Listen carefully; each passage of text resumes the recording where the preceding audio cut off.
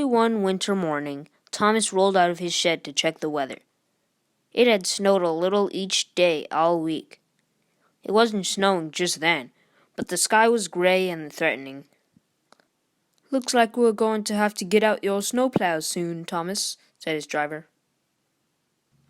Thomas was a really useful engine, but he did not like wearing a snowplow. "No," he said with a frown. "I'm fine just as I am. Besides, my branch line was clear yesterday. I don't need a snowplow. It's not even snowing." "But Thomas," said his driver, "your snowplow will help you to be really useful. Why don't you want to use it?" "Snowplows look silly," Thomas grumbled. "The other engines will laugh at me." His driver looked up at the cloudy sky and back down at Thomas. "Well, it isn't snowing yet," he said. "Maybe you won't need your snowplow today after all. But you haven't used it since last winter, and we need to make sure it's still in working order. So you'll have to try it on." "All right," Thomas grumbled reluctantly. When he saw the snowplow, Thomas felt like steaming away. He really didn't want to put it on, but he had agreed. So with a few turns of a screw and a few twists of a bolt, Thomas had a snowplow attached to his front. "There now," said his driver. "It fits perfectly." Just then, James and Henry pulled out of the shed and saw Thomas. "Ha! Look, Henry," said James. "Thomas is wearing a snowplow. It looks like a tin can." The two engines chuckled and chortled. "It's not even snowing. I wouldn't need a snowplow in this weather," Henry said. "I'm big enough to get through plenty of snow without one." Thomas blushed and looked down.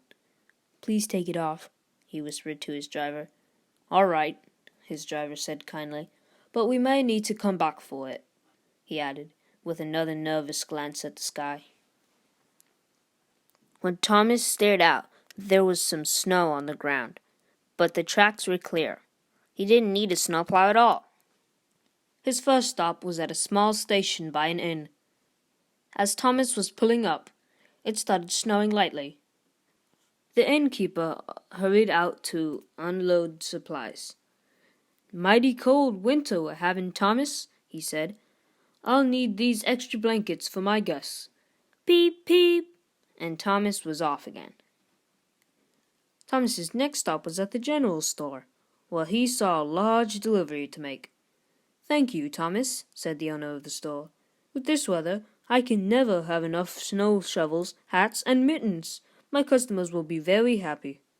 Thomas smiled, peeped a farewell, and was on his way once more. By the time Thomas made his last stop, it was snowing hard. The trip home was very difficult. The snow was piling up on the tracks, and it was hard to see. Thomas just went steadily on, concentrating on his warm shed and the other engines waiting for him at the end of the line. "See," Thomas thought, "I can do this without a silly snowplow." Finally, Thomas managed to get back to the sheds. Percy, James, and Henry were talking about the snow. "I've never seen it so hard," said Percy. Suddenly Sir Topham Hatt hurried in. "Toby is stuck on his branch line," he said. "We need to get him, or he may be out in the snow all night. Henry, you're the biggest engine here, so you will have to do it." "But it's snowing hard, and it is cold," said Henry. Sir Topham Hatt gave Henry a stern look. Henry quickly changed his mind and said, "But I am faster than Percy, James, or Thomas, and I am big enough to get through the snow without a snowplow." So Sir Topham Hatt climbed aboard, and they were off. Thomas's driver looked with concern at the swirling snowstorm. "I'm putting on your snowplow," he said. "I have a bad feeling about the snow." So with a few turns of a screw and a few twists of a bolt, Thomas had his snowplow on again. Just then the engine saw a strange sight. It was hard to tell in the thick snow, but it looked like Henry, backing into the yard. "I couldn't make it," Henry steamed as he came closer. "The track was covered in snow. I almost got stuck. I could barely back out."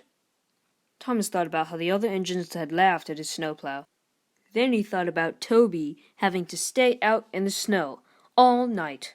"Sir, with my snowplow, I can do it," Thomas said. The snow was deep along the track, but that was no problem for Thomas's snowplow. It was still hard to see, but Thomas went slowly and carefully. Soon Thomas could tell what looked like a mound of snow on the track ahead of him was actually Toby, buried in deep. "Beep, beep, beep! Toby, I'm here to help you!" called Thomas. Thomas crept past Toby and switched onto the same track. He carefully backed up to Toby. His driver jumped down and hooked them together. "Now pull!" his driver called. Thomas pulled. He pulled as hard as he could. Slowly but surely, Toby began to move. And slowly but surely, Thomas pulled Toby through the snowstorm. "Thank you, Thomas," said Toby. "I would have been out in the cold all night if it weren't for you and your snowplow. I wish a snowplow would fit over my cowcatcher." So Topham Hatt smiled and said, "Yes, Thomas, you are a really useful engine, and today you are a hero as well." Thomas beamed. For once he was happy to be wearing his snowplow. No one could see him blushing.